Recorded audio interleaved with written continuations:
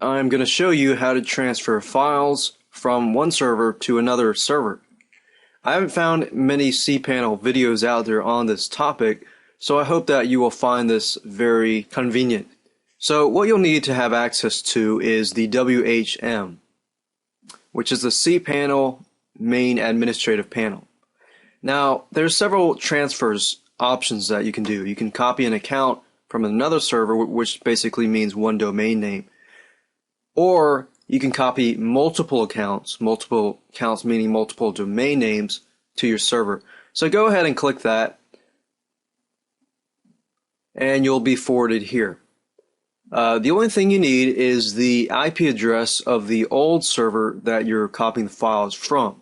Paste that in there, and you need to make sure that your SSH port is correct. Otherwise, you're going to get an error message like that.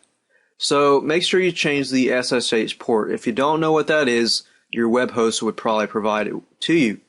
Most of the time it is port 22. Click on root, then click on password. Basically what you're doing here is you're typing in your password for your WHM panel. If you have another username, then you can click on user. Once you do that, WHM, the web host manager, is going to show you the packages as well as the domain names. As you can see here, I've got several domain names that I'm using here. So I want to check the packages link. But the only checkbox that I really need to click are the ones that are left to the domain names. In this example, I'm going to choose membersnap.com. You can choose select all if you want, or different things. I'm just going to choose membersnap, click on copy, click on OK, and that's it. Now what WHM is doing right now is it's copying the files from my other server. So it's copying an exact replica. So this is what I like about this feature here. It'll copy the exact replica, usernames, passwords, databases, anything you set on your other server is going to go on this server. So you don't have to worry about resetting up the databases, resetting up permissions, and all that. It'll give you an exact replica so that when you switch the DNS from the other server or your domain registrar, you switch it to your new server, everything's going to work perfectly if you do it correctly. So as you can see, it's transferred membersnap over already, and it's done it pretty quickly.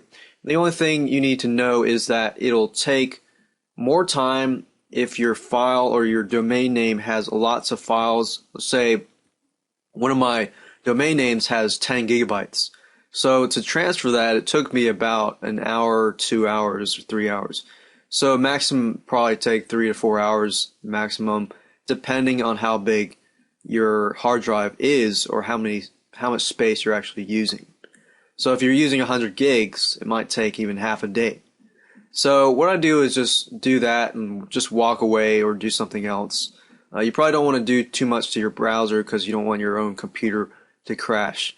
So that's one thing to note. As you can see here, I'm taking a look at membersnap.com, and it worked. And that's it for this video.